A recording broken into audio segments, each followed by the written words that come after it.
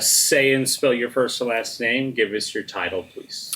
Adam Poole, Adampoole, Trial Division Chief with the Galveston DA's office. Kate Willis, Katewillis, the Chief Violence Against Women Assistant District Attorney for the Galveston County District Attorney's Office. Kenneth Cusick, Kennethcusick, District Attorney. Kenneth, let me just start with you here because a major arrest made today. I'd put it the most heinous cold cases that have existed in this county. A big arrest today. Can you talk about that and the task force that came out of your office to get that done? Yes, there was an indictment returned against James Elmore today. One count of manslaughter and 2 counts of tampering with evidence, felony involved with the deaths of Laura Miller and Audrey Cook between 1984 and 1991. There are a multitude of agencies have been working this case since that time.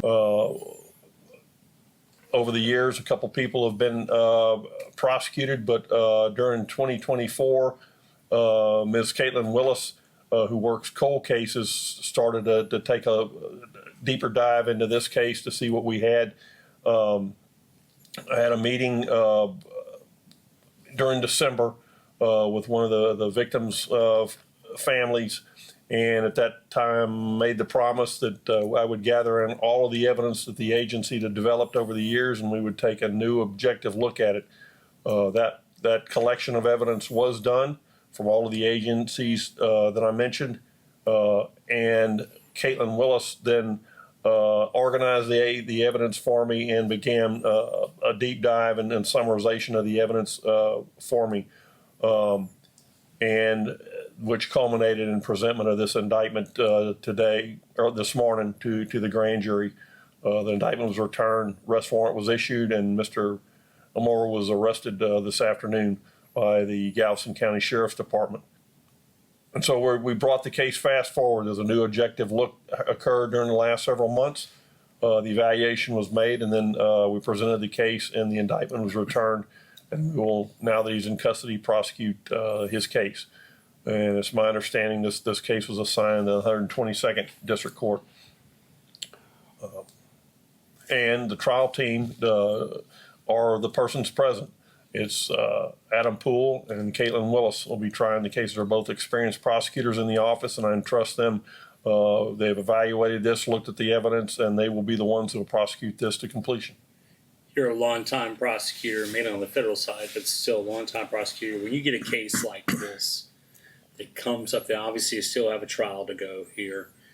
How big a deal is it to see justice done when you can sit down with the families and say, we got them? It's very satisfying because seldom do you get to do that in such a fashion. I know justice has been a long time coming from what Mr. Elmore is accused of doing as it related to the 2 victims I named. And so I know it's got to be satisfying for the families to see something actually occur on the cases, because I know they've been in agony for a long time. Particular case, something that always kind of you had an interest in from a personal perspective, because you grew up in this area, and that's. I grew up in Friendswood. That's where I came from. So I've been in county my entire life, and the Killing Fields was just such a case that existed forever. And a lot of them was the entire I-45 corridor of the girls who went missing. So it definitely affected my childhood and how my parents raised me, and the protection of being safe, being close to family, keeping an eye on each other, because so many of these questions were unanswered. And even so much as being careful around Calder Road. I know there was a day my tire popped on Calder Road, and my dad told me to keep driving because he could buy a new rim. Yeah. Adam, your experience in this office, you've seen a lot of cases come and go. We've had a lot of cold cases in the last couple of years. The Corvette Concept's one of them that have come to justice. For you, as you see this and you're going to be working with Caitlin on this, how are you looking at this moving forward? Because now comes, as they say, the hard work. Right, yeah. I mean, it's a big case, large investigation that compiles evidence from all across the county and over a number of years, and it's something that's just developed over time. Our job is going to be to take that and to package that in something that is palatable for a jury to prove his involvement. And the proving it's going to be obviously the big thing that has to be done, and without getting too far ahead into the case or anything like that, what kind of broke this to be able to come to this moment? Ultimately, just re-looking at the case over the years, 40 years of investigators have looked at this case from all of the agencies that Mr. Cusick mentioned. And 40 years of hindsight, being able to look at everything, once Mr. Cusick said, let's gather all the evidence that we have, gathering all of that, and then kind of proceeding with re-looking at this particular evidence, as well as re-interviewing witnesses and figuring out what we had and what we could put together to get to probable cause for an indictment. One of the things is that while Elmore is charged in involvement with 2 of the 4 Calder Road killing field victims, you had another suspect, if you would say, there with Clyde, and then he passed away. You were prepared to go to the grand jury also with Clyde Hedrick as well at the same time, weren't you not? Yes, sir. The plan was to go to grand jury on both Clyde Hedrick and James Elmore. That plan had been in place. We were already working on going to grand jury this month. We're moving ahead as scheduled.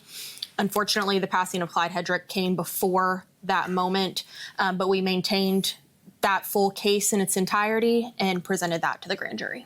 So in a way, because you can't indict someone who's deceased, but in a way, does this say, hey, we also got Clyde. He's been long suspected, but also here now with what you presented and what you'll be presenting in court. He was involved with this in all 4. We were seeking indictments for Clyde on all 4. Like you said, we cannot indict somebody who's passed, and nor can the grand jury comment on whether they would have indicted somebody or not, nor could we disclose that. But we could not tell James Elmore's story without telling Clyde Hedrick's story. And so what I can say is for our living suspect, we have received indictments on all 3 charges. Gotcha. What's next now? You said it's going to be in Judge Jones' court, but what's next? How fast does this train start rolling at this point? It's going to be dependent on a lot of factors. We're going to make sure Mr. Elmore gets an attorney and see who that is. We'll have to share discovery and make sure that all of that's available to his defense attorney. Making sure that we keep in contact with the victims' families, discussions within our office, within administration and Mr. Cusick, and just go from there. Trials sometimes go very quickly in this county, and sometimes they take a while, and we're just prepared to do each step as it needs to happen. And not to get too far ahead, but just to kind of give a feel for this is not circumstantial or hearsay evidence. You've got some solid evidence to go with this case, right, Adam? Well, yeah, we would not have brought this to the grand jury if we didn't feel that we had enough evidence to convict him beyond a reasonable doubt. The evidence comes in a bunch of different forms, and of course we'll have to fight any objections to them, but we feel that we have a strong enough case to bring in front of a jury. For all of y'all right now, I mean, as I said, if there was one cold case in this county, and even though it's 4 separate cases when it comes down to it, this is the one. The Killingfield name that expanded comes from this. There have been a lot out there. We've had cases of whether it was Jennifer Schuett or it was Crystal Baker or William Reese's cases with Jessica Kane and Laura Smither here in recent history. We're not talking too long. All of these come into culmination. Is it a combination of getting fresh eyes on this and the new DNA technology, or a combination of all that? What would y'all say is the secret that have started to see these cases that have just been lingering, even though no one's given up on them, to come to this point? Go ahead. Oh, okay. I think it's a culmination of a lot of things. Like I mentioned earlier, 40 years of hindsight, having some fresh eyes, of course, is important. And just kind of having that revitalization of digging deep into the investigation, as Mr. Cusick promised the families that we would. But in addition to that, it could not have gotten to this point without the hard work of Leak City in the 1980s, of Galveston County Sheriff's Office in the trial against Clyde Hedrick for Ellen Beeson of the DA's office who looked at it then. I know Kevin Petroff tried that case. Additionally, all the witness statements that were given then, and each agency has had a little bit. Hitchcock assisted in this reinvestigation as we went through. And I don't think any one piece in particular got us here, but it was everybody's little bit over the last 40 years. We finally got to tie it all together and get to where we are today. Speaking of League City, one of the big things for them is when they were able to come out and they used advanced DNA technology to not only match up, but also get renderings of how Audrey may have looked, or how Prudhomme would have looked. And then after that release, their families came forward and got names to good, from Janet to Jan Doe to now names. How big was that a role in advancing the investigation? Oh, absolutely. Knowing who the people involved are, who the victims were.